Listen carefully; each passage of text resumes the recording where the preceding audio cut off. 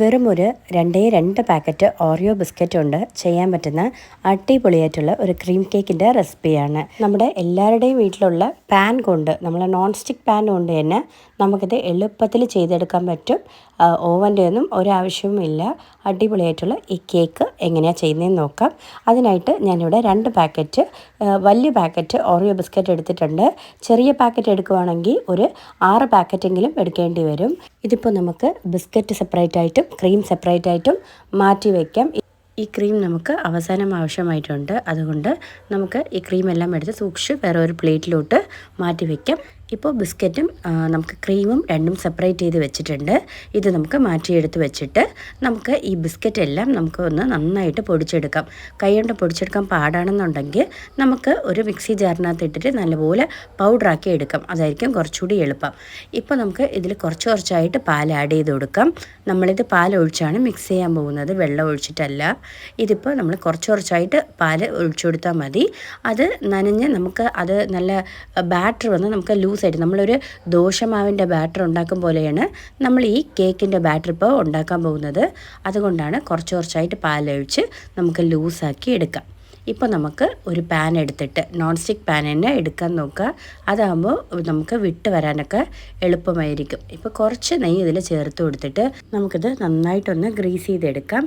ഇപ്പോൾ ഒരു parchment paper ഞാൻ ഇട്ടിട്ടുണ്ട്. അതിൻ്റെ മുകളിലും ശകലം ബട്ടർ പേപ്പർ, അതിൻ്റെ മുകളിലും ശകലം നെയ്യ് ഒഴിച്ചു കൊടുത്തിട്ട് ഒന്ന് ഗ്രീസ് ചെയ്തിടാം. ഇപ്പോൾ ബാറ്റർ റെഡി ആയിട്ടുണ്ട്. അതിൻ്റെ കൂടെ ഒരു 1.5 ടീസ്പൂൺ അളവിന് ബേക്കിംഗ് പൗഡർ കൂടെ നമുക്ക് ചേർത്ത് കൊടുത്തിട്ട് ഒന്ന് നന്നായിട്ട് മിക്സാക്കി എടുക്കാം. ഇപ്പോൾ ഇവിടെ പാന് നല്ല ചൂടായിട്ടുണ്ട്.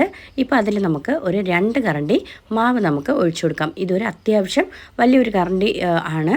അതുകൊണ്ട് നമുക്ക് കുറച്ച് തിക്നെസ് വേണം.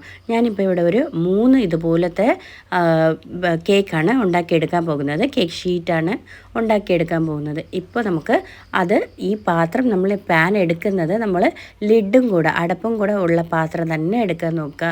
എന്നിട്ട് അതിനകത്ത് ഒരു ചെറിയ ഹോളുണ്ടല്ലോ, അത് നമുക്കൊന്ന് എന്തെങ്കിലും ഒരു പേപ്പറോ എന്തെങ്കിലും വെച്ചൊന്ന് തുണിയോ വെച്ച് നമുക്കതൊന്ന് അടച്ചു കൊടുക്കാം. അപ്പോൾ ആവിയൊന്നും പുറത്ത് പോകാതെ നമുക്കിത് വെന്ത് കിട്ടും. ഇതിപ്പോൾ ഒരു 7 തൊട്ട് 8 മിനിറ്റിനകത്ത് ലോ ഫ്ലെയിമിനകത്ത് വെച്ച് വേവിച്ചെടുത്തിട്ടുണ്ട്. കറക്റ്റായിട്ട് വിട്ട് കിട്ടി. അതുപോലെ തന്നെ അടുത്ത 2ാമത്തെ ബാച്ച് ഒഴിച്ചു കൊടുക്കുന്നുണ്ട്. ഇതിപ്പോൾ വെന്ത് വരുന്ന സമയത്ത് നമുക്ക് ഇതിൻ്റെ ക്രീം ഒന്ന് റെഡിയാക്കി എടുക്കാം. നമ്മൾ നേരത്തെ എടുത്ത് വെച്ചിരുന്ന ബിസ്ക്കറ്റിൻ്റെ ക്രീം സെപ്പറേറ്റ് എടുത്ത് വെച്ചിട്ടുണ്ടായിരുന്നു. അതിനകത്തോട്ട് നമ്മൾ കുറച്ച് മെൽറ്റഡ് ചോക്ലേറ്റ് ഒഴിച്ചു കൊടുക്കാം. ഇത് നമുക്ക് ഒന്നീ ചോക്ലേറ്റ് സിറപ്പോ അല്ലെങ്കിൽ നമ്മൾ ഡാർക്ക് ചോക്ലേറ്റോ നമ്മളുടെ ഇഷ്ടമാണ്. നമുക്ക് എങ്ങനെയാണ് വേണമെന്ന് വെച്ചാൽ നമുക്ക് കുറച്ച് ചോക്ലേറ്റ് മെൽറ്റ് ചെയ്ത് നമ്മൾ നേരത്തെ എടുത്ത് വെച്ചിരുന്ന ആ ക്രീമിലോട്ട് നമുക്ക് ചേർത്ത് ഇതുപോലെ ഒന്ന് നന്നായിട്ട് മിക്സ് ചെയ്തെടുക്കാം. ആദ്യം മിക്സ് ചെയ്യുമ്പോൾ കുറച്ച് പാടായിരിക്കും, കുറച്ച് തിക്കായിരിക്കും. നമ്മൾ ഇളക്കി വരുമ്പോൾ നന്നായിട്ട് ബ്ലെൻഡായി നല്ല ഒരു നമുക്ക് സാധാ നമ്മൾ ക്രീം കേക്കിലൊക്കെ ചോക്ലേറ്റ് കേക്കിലൊക്കെ കിട്ടും പോലത്തെ ആ ഒരു കൺസിസ്റ്റൻസിയിൽ നമുക്കിത് കിട്ടും. ഇതിപ്പോൾ നമുക്ക് അടുത്ത ബാച്ച് റെഡി ആയിട്ടുണ്ട്. 2ാമത്തെ ബാച്ച് റെഡിയായി നല്ല വെന്ത് വന്നിട്ടുണ്ട്. ഇപ്പോൾ ഇങ്ങനെ നോക്കുമ്പോൾ നമുക്കിതിൽ ഒട്ടിപ്പിടിച്ചിട്ടൊന്നുമില്ല. ഇത് നമുക്ക് വേറെ ഒരു പാത്രത്തിലോട്ട് മാറ്റി വെച്ച് കൊടുക്കാം. അത്യാവശ്യം ഇപ്പോൾ ഇപ്പോൾ ഞാനിത് 3 ലെയറാണ് ചെയ്യുന്നത്. ഇല്ല 2 ലെയർ മതിയെന്നുണ്ടെങ്കിൽ കുറച്ച് നന്നായിട്ട് തിക്കായിട്ട് ഒരു 2 കറണ്ടി എന്നുള്ളത് 3 4 കറണ്ടി വെച്ചിട്ട് നമുക്ക് ഒഴിച്ചു കൊടുക്കുക എന്നുള്ളതേ ഉള്ളൂ. ഇതിപ്പോൾ നമ്മുടെ ചോക്ലേറ്റ് ഗനാഷ് റെഡി ആയിട്ടുണ്ട്. ഇത് നമ്മൾ കേക്ക് ഷീറ്റ്സ് എല്ലാം റെഡി ആയിട്ടുണ്ട്.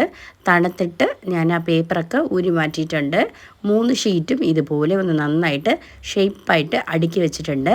ഇപ്പോൾ ഈ കേക്കിനെ നമുക്കൊന്ന് ഷേപ്പ് ചെയ്തെടുക്കാം. നമുക്ക് ആ സൈഡിലുള്ള എക്സ്ട്രാസ് എല്ലാം നമുക്ക് ഇതുപോലെ ഒന്ന് കട്ട് ചെയ്ത് കളയാം. എന്നിട്ട് നമുക്ക് നല്ല ബോക്സ് പോലത്തെ ഒരു ഷേപ്പിൽ നമുക്ക് ഈ കേക്ക് മാത്രം കഴിക്കാനായിട്ട് നല്ല ടേസ്റ്റാണ്.